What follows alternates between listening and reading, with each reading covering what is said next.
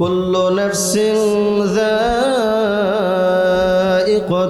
মাউত। আল্লাহ রাব্বুল আলামিন বলছেন, এই পৃথিবীতে যত মানুষ আছে সব মানুষকে একদিন মৃত্যুর স্বাদ বরণ করতে হবে, আর আমার দিকে সবাইকে প্রত্যাবর্তন করতে হবে। মানুষের যখন সময় সীমা যখন শেষ হয়ে যাবে, সেই সময় সমস্ত মানুষের সামনে যখন মানুষ মৃত্যু শয্যায় শায়িত হয়ে যায়, মানুষ যখন মুমূর্ষু অবস্থায় উপনীত হয়ে যায়, সেই সময়ে মানুষের সামনে হাদিস শরীফে বর্ণিত হয়েছে, সেই সময় সেই মুমূর্ষু ব্যক্তির সামনে, ওই মৃত্যু ব্যক্তির সামনে মৃত্যুর পূর্ব মুহূর্তে পাঁচজন ফেরেশতা পর্যায়ক্রমে তারা আসেন এবং একটা বিষয় নিয়ে আলোচনা করেন। হাদিস শরীফে বর্ণিত হয়েছে, বিশ্বনবী জনাবে মুহাম্মদুর রাসূলুল্লাহ সাল্লাল্লাহু আলাইহি সাল্লাম তিনি হাদিসটি বর্ণনা করেছেন। বিশ্বনবী বলেন, মানুষ যখন মৃত্যু শয্যায় যখন উপনীত হয়ে যায়, মানুষের পৃথিবীর নির্দিষ্ট সময়সীমা যখন শেষ হয়ে যায়, সেই সময় ওই মৃত্যুর পূর্ব মুহূর্তে ওই ব্যক্তির সামনে একজন ফেরেশতা এসে বলেন, আসসালামু আলাইকুম, এ আল্লাহর বান্দা, এই পৃথিবীতে তুমি 40 বছর অথবা 60 বছর অথবা 10 বছর অথবা 10 দিন এই পৃথিবীতে তোমার যে হায়াত ছিল, যে আয়ুকাল ছিল, এই আয়ুকালের মধ্যে তুমি যত খাদ্য তোমার নামে বাজেট করা হয়েছিল, এই খাদ্য সরবরাহের কাজে আমি আল্লাহর ফেরেশতা নিযুক্ত ছিলাম। বলি আল্লাহু আকবার। সেই সময় সেই নির্দিষ্ট ফেরেশতা এসে বলেন, হে আল্লাহর বান্দা, আমি তোমার খাদ্য সংগ্রহকারী হিসেবে আল্লাহর পক্ষ থেকে নিযুক্ত ফেরেশতা হিসেবে নিযুক্ত ছিলাম। এই পৃথিবীর শুরু থেকে শেষ পর্যন্ত, পৃথিবীর পূর্ব থেকে পশ্চিম পর্যন্ত, উত্তর থেকে দক্ষিণ পর্যন্ত ভূখণ্ডে আমি তন্ন তন্ন করে খুঁজে দেখলাম, তোমার নামে বিন্দু পরিমাণ খাদ্য আর এই জমিনে নেই। কাজেই আমি তোমার কাছ থেকে চিরবিদায় নিয়ে চলে গেলাম।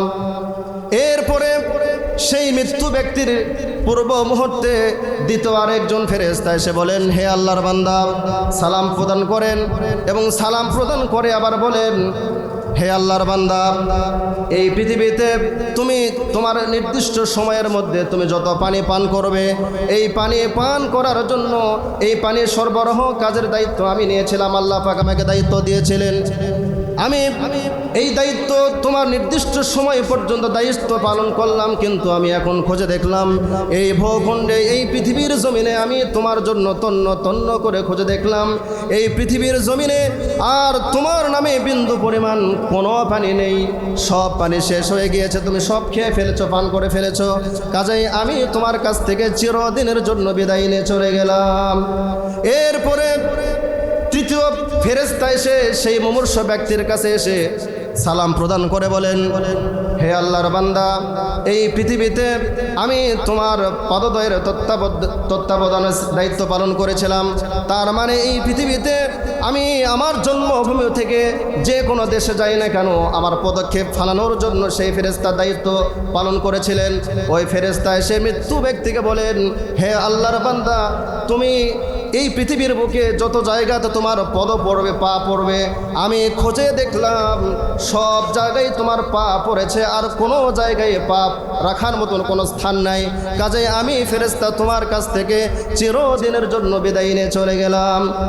এরপরে চতুর্থ ফেরেশতা এসে ওই মুমূর্ষু ব্যক্তিকে বলেন, হে আল্লাহর বান্দা, সালাম প্রদান করে বলেন, আল্লাহর বান্দা, আমি তোমার জন্য তোমার যে শ্বাস প্রশ্বাস, এই শ্বাস প্রশ্বাসের এই কাজে দায়িত্ব আমি নিযুক্ত ছিলাম। আমি এই পৃথিবীর বুকে ভূখণ্ডে দেখলাম তোমার জন্য আর কোনো নিঃশ্বাস এই জমিনে নেই। তার মানে হলো আমরা যে শ্বাস প্রশ্বাস এটি গ্রহণ করে, শ্বাস প্রশ্বাস গ্রহণ করে, সেই ফেরেশতা বলেন, হে আল্লাহর বান্দা, আমি পৃথিবীর বুকে ভূখণ্ডে দেখলাম তোমার নিঃশ্বাস বলে কোনো, এখানে আর কোনো বিন্দু পরিমাণ কোনো নিঃশ্বাস নেই। তার মানে হলো আমি শ্বাস প্রশ্বাস গ্রহণ করে আমি আমার এই দিল হার্ট এটি হলো সংকুচিত আর সম্প্রসারিত হয়, এটির কাজে তিনি দায়িত্ব ছিলেন।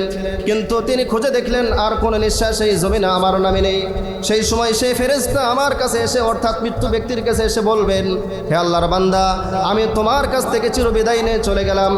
এরপর পরে পঞ্চম ফেরেশতা এসে ওই আল্লাহর বান্দাকে সালাম প্রদান করেন। সালাম প্রদান করে বলেন, হে আল্লাহর বান্দা, আমি তোমার জীবন মরণের দায়িত্ব আমি জীবন মরণের দায়িত্ব তোমার এই কাজে নিযুক্ত ছিলাম।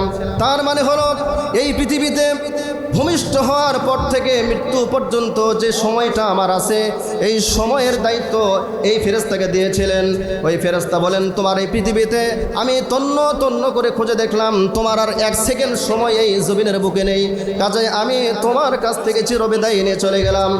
এভাবে করে নির্দিষ্ট 5 জন ফেরেশতা ওই মুমূর্ষ ব্যক্তির কাছে এসে এমন করে প্রশ্ন করে করে তার কাছ থেকে বিদায় নিয়ে যখন চলে যাবে, তারপরে ওই মুমূর্ষ ব্যক্তির কাছে একদল ফেরেশতা আসেন জান্নাত থেকে, আরেক দল ফেরেশতা আসেন জাহান্নাম থেকে। যদি নেককার বান্দা হয় তাহলে নেককার বান্দা যদি হয় তাহলে জান্নাতি ফেরেশতা তার জান কবজ করেন, আর যদি বদকার হয় জাহান্নাম থেকে কষ্টদায়ক ফেরেশতা এসে তার জান কবজ করে নিয়ে যান। এভাবে করে আমি যেটি বুঝতে চেয়েছিলাম, এই পৃথিবীতে আমাদেরকে আল্লাহ রব্বুল আলামিন পাঠিয়ে দিয়েছেন। নির্দিষ্ট সময়সীমা যখন শেষ হয়ে যাবে, আমাদেরকে সেই নির্দিষ্ট ফেরেশতার মাধ্যম দিয়ে আমাদেরকে এই পৃথিবী ছেড়ে আমাদেরকে পরকালে নিয়ে যাবেন। সম্মানিত বন্ধুগণ, যেহেতু আমাদেরকে এই পৃথিবী ছেড়ে চলেই যেতে হবে, আল্লাহ পাক বলছেন কেমন করে তোমরা আমার কাছে আসবে। আল্লাহ পাক বলছেন, ইয়া আইয়ুহাল্লাযীনা আমানুত্তাকুল্লাহা হাক্কা তুকাতিহি ওয়া লা তামুতুন্না ইল্লা ওয়া আনতুম মুসলিমুন। জোরে বলি আল্লাহু আকবার। আল্লাহ রাব্বুল আলামিন বলেন, তোমরা যারা ঈমান এনেছো, ঈমানে যারা বিশ্বাসী, আমি আল্লাহ রাব্বুল আলামিনকে ভয় করো, ভয় করার মতন ভয় করো, আর মৃত্যু বরণ করো না যতক্ষণ না পর্যন্ত প্রকৃত মুসলমান না হইতে পেরেছ।